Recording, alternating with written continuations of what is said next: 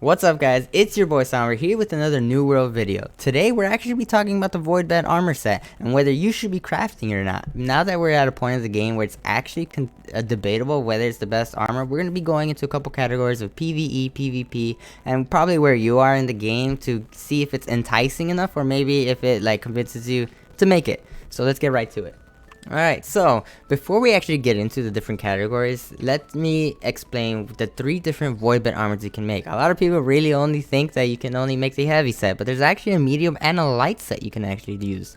So for the medium set, you actually get 25 dexterity for every piece as opposed to the 25 constitution that I have here on the heavy set. They're the exact same perks, resilient, invigorated, and luck. And as for the light set of the Voidbent, you actually get 25 strength, which is a little of a weird one. I doubt people will be running strength like that on a light armor set, but it is what it is. So those are the 3, that's the only difference between the 3 different Voidbents. So just remember that as I continue to preface this video on whether or not Voidbent is worth it or not.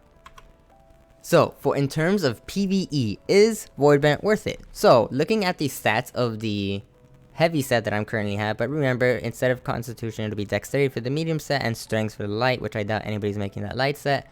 But we actually get resilient, invigorated, and luck. For PvE, I'd say luck is primo top tier item to be getting, because in terms of trying to get your watermark up and then like opening chests to get regents or maybe even little trophies for all the stuff that you need for throughout the world, it actually helps out a lot compared to a set without any luck.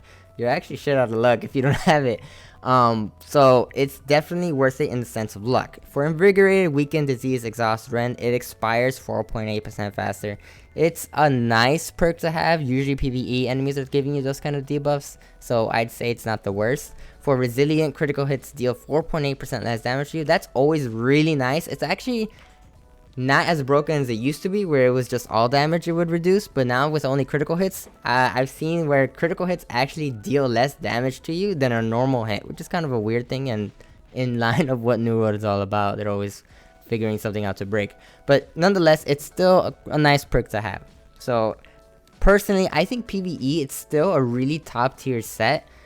If you're going to be focusing on PvE for the most part, personally, that's what the kind of game play that I'm going for. Constitution is super nice on the heavy set because I am going to be more of a heavy close range paladin type build, which is why I'm running a life staff, and I think it works out really well. In terms of the dexterity build, it might work out.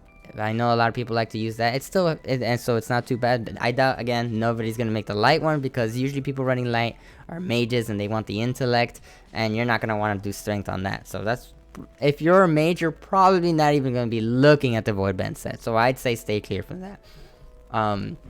So yeah. In PvE, I still think it's really primo to get it as opposed to the other items. So if you look at the 200 armoring that you can get from that set, it's actually not, you're going to be playing a lot of RNG in terms of what you'll be doing and getting from, say, the Orichalcum set, because you're going to have to put in a perk that you want. Let's say you wanted luck on the set, you're not going to be able to choose whether or not you're going to be able to get constitution or strength or whatever you're looking for, because it's going to be coming out random. So you're going to be playing a lot of lottery here and there. If you're okay with doing that kind of lottery, then yeah, go for it. But I personally wanted to go an easier route by getting void metal. Void metal right now is super cheap to get, super easy. Not many people are going for it anymore. And because of that, the prices are going down, and I'd say it's worth getting, especially if your watermark is really low. So in terms of PvE, I still think it's a really good set if you're going to be going either dexterity or any kind of constitution build, especially if you're a frontline fighter. In terms of PvP, I'd say Voidbent is maybe mid-tier. It's not that great. The luck, obviously, you're not going to be able to use luck in PvP. Invigorated, not many people are diseasing you, exhausting you, rending you, or weakening you. There are some perks that do, but it's nowhere near enough to be promoting to use it. As opposed, and then obviously resilient is a really good perk because you'll be getting surrounded in a lot of those death balls if you're going to be close range. But other than that, Voidbent is whatever. It's still 600 gear scat, and you do get okay constitution. It's guaranteed. But other than that, I don't think it's that great. You can definitely be better running items that have similar gear scores, even if it's only 50 off, and as well as getting perks that you're actually good with. I'd rather craft myself a set of armor that is as close to what I want, that also gives me the perks for what I want. So in the sense of PvP, I'd say if you're just focusing on PvP, Voidbent is not the best. Is it good? It's alright, but it's definitely not the best. That being said, looking back at the Voidbent set, is it worth it?